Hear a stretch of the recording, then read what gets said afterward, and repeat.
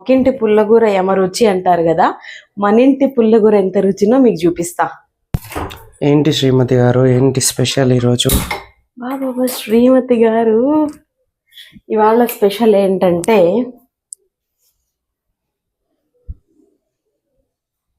ఆకుకూర. ఆకుకూరతో పుల్లగూర. పక్కింటి పుల్లగూర యమ రుచి అంటారు కదా, మన ఇంటి పుల్లగూర ఎంత రుచినో మీకు చూపిస్తా. సో దీనికి కావాల్సిన పదార్థాలు ఇక్కడ చూసేయండి. ఇదేం 2 ఎర్రగడ్డలు.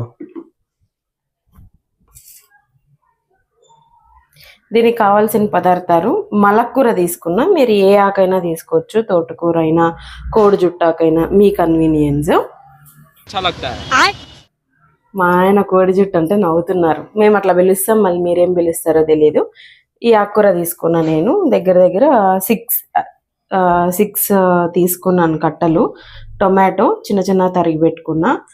మామూలుగా పుల్లగూరకి టమాటో ఎర్రగడ్డలు ఒకటి వేస్తారు, కాకపోతే నేను కూరగాయలు వేయాలా అని వేస్తున్నా. వంకాయలు కూడా కట్ చేసి పెట్టుకున్నా చూడండి. ఇంకా తర్వాత ఉల్లిపాయలు, పచ్చిమిరపకాయలు, సీమంకాయ. ఈ ఉల్లిపాయలు తిరవాతకి. ఇంకా ప్రాసెస్ చూపిస్తా, వచ్చేయండి. దీనికి ఎక్కువ ఆయిల్ అవసరం ఉండదు, కొద్దిగానే సరిపోతుంది. అవును, ఏ దానికి ఎక్కువ ఆయిల్ అవసరం లేదు. ఒకే ఒక్క స్పూన్ వేసి మనము ఈ ఉల్లిపాయలు, పచ్చిమిరపకాయలు, ఈ సీమంకాయ అన్నీ ఒకేసారి వేసుకొని ఒకసారి అలా కలుపుకోవాలి. ఈ రెసిపీ మీరు కుక్కర్లో అయినా చేయొచ్చు, లేకపోతే సపరేట్ గిన్నెలో అయినా చేయొచ్చు. నేను టైం సేవింగ్ కోసం కుక్కర్లోనే చేసేస్తున్నాను అనమాట. దీన్ని ఇలా కలుపుకున్న తర్వాత మనము తరిగి పెట్టుకున్న వంకాయ ముక్కలు కూడా వేసేస్తున్నాం.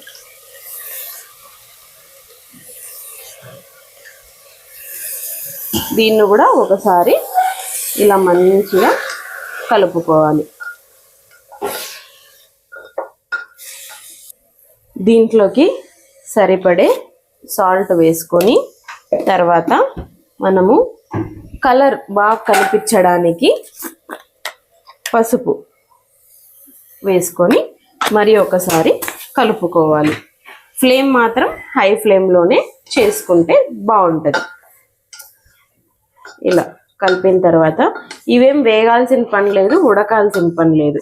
ఇవన్నీ మనకి సరిగ్గా మిక్స్ అయితే చాలు. ఇంకా మనము నీట్గా వాష్ చేసి పెట్టుకొని చిన్న చిన్నగా తరుక్కున్న ఆకుకూర, టొమాటో, ఇంకా తర్వాత ఇంత చింతపండు మాత్రం మ్యాండేటరీ. ఆకుకూర పుల్లగూరలో ఆకుకూర ఎంత ఇంపార్టెంట్, చింతపండు కూడా అంతే ఇంపార్టెంట్. ఇదంతా వేసేసుకోవాలి. అన్నీ వేసుకున్న తర్వాత సరిపడే వాటర్ ఎక్కువ పోసుకోకండి, బాగోదన్నమాట. అది ఉడకడానికి హెల్ప్ అయ్యేంత మాత్రమే పోసుకోండి. కొద్దిగా పెద్ద కుక్కరే పెట్టుకోండి, ఎందుకంటే అదంతా పొంగిపోకుండా ఉంటుంది. ఇప్పుడు ఇక మూత పెట్టుకొని 4 to 5 విజిల్స్ కూగించుకోవాలి.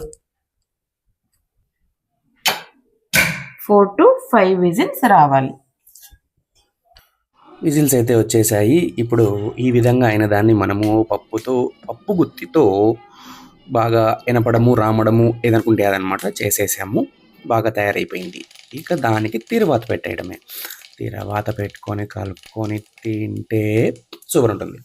బట్ ఇంకో తిరువాత మాత్రం ఖచ్చితంగా పెట్టుకుంటే ఇంకొంచెం టేస్ట్ ఎన్హాన్స్ అవుతుంది. అందుకే మేము చేసే వంటల్లో మ్యాక్సిమం మేము ఎన్హాన్స్ చేయడానికి ట్రై చేస్తాము. ఈ ఇంగువతో పాటు తెల్లవాయలు కూడా వేసుకుంటే ఇంకొంచెం బాగుంటుంది ఈ పుల్లగూర. అలాగే తెల్లవాయి, ఉల్లిపాయ తెలిసిందే కదా, మామూలుగానే ఆ ఒక్కొక్క కాంబినేషనే సూపర్గా ఉంటుంది. ఈ రెండింటి కాంబినేషన్ ఇంకా సూపర్గా ఉంటుంది. సో ఈ వీడియో యొక్క ముఖ్య ఉద్దేశం ఏంటి అంటే, పొరిగింటి పుల్లగూర రుచి అని అందరూ చెప్తారు, కాకపోతే మన ఇంటి పుల్లగూర రుచి ఉంటుంది అని చెప్పడానికి కోసమే ఈ వీడియో చేశాము. అలాగే ఈ రెసిపీ కూడా చేశామన్నమాట. సో యాజ్ ఇట్ ఈస్గా చూపించినట్లుగా మీరు రెసిపీ కనుక ఫాలో అయితే పొరుగుళ్ళే కాదు, మన ఇంట్లో కూడా పుల్లగూర సూపర్ టేస్ట్ ఉంటుంది. సో నచ్చితే like, share and subscribe to Suma's vlogs. Thanks for watching. Bye.